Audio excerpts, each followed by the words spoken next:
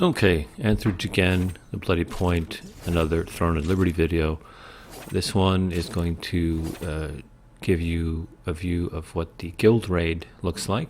I actually haven't done one of these yet. My play hours are kind of off prime for the guild and haven't had a chance. You also need to reach a certain level to unlock most of these. As you can see, level 17. And we just did that recently, being a small guild. So you can see the different guild bosses. Basically what these are instant guild access only versions of the open world bosses. It's good not only for getting the different items from their loot tables, but also completion for the codex. So we're going to jump right in here. I have already killed this boss in the open world, so I already have the associated completion for that. So I hadn't done this before, so I didn't know if it was just a boss or if it was like a dungeon. So I don't have the optimal skill loadout, so apologies for that. But we're gonna take a crack at this here. There is a level requirement for this, as you might see from the chat. You need to be, rather not level, sorry. You need to be in the guild for a certain amount of time, 7 days. This prevents people from getting around the limit. There is a limit to the number of these you can do per day. And by having that cooldown period for being in the guild, you don't have a way of exploiting that. Okay, so I'm just gonna let this run, and I'll comment a bit at the end. But this is guild raid boss.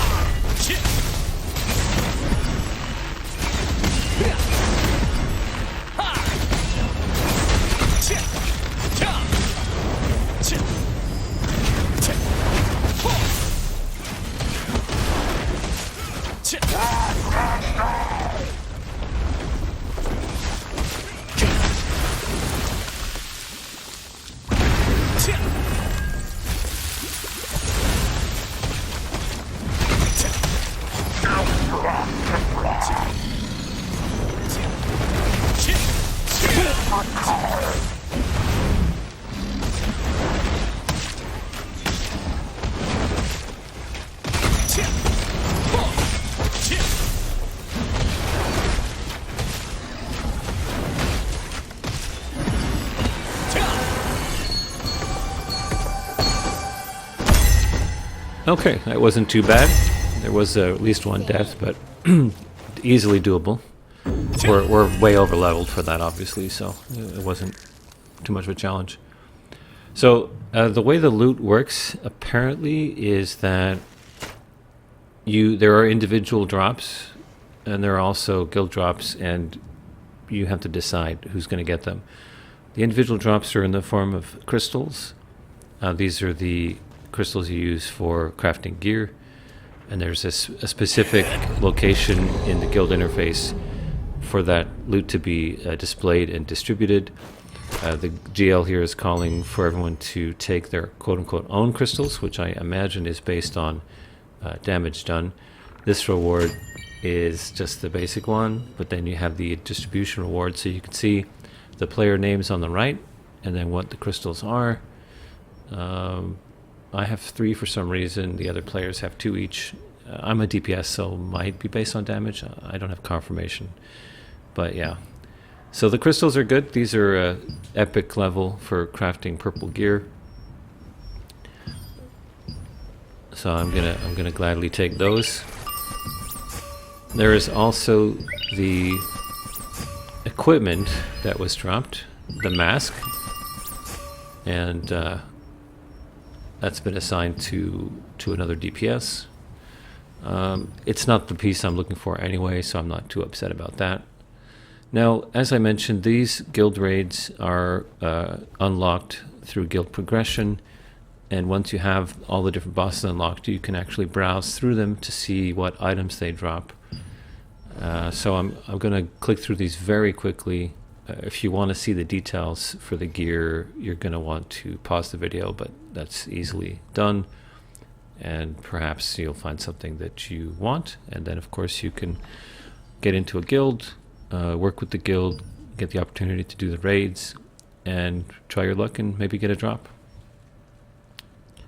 The important thing that I did not know before doing this was that these also are a way to unlock some of the companions. So you have the Amatois, which if you unlock more of them, give you some bonuses, and the same thing for the forms that you use for gliding or running, and those also unlock additional progression if you have more of them. So this is important to do. You're going to want to do this, and you're going to need to do it repeatedly because you won't necessarily get these things every time. All right, I'm going to let this play out. The server is about to come back up following an update. I'll have some information on that once I get a look at it. Thanks for watching, guys. Take it easy.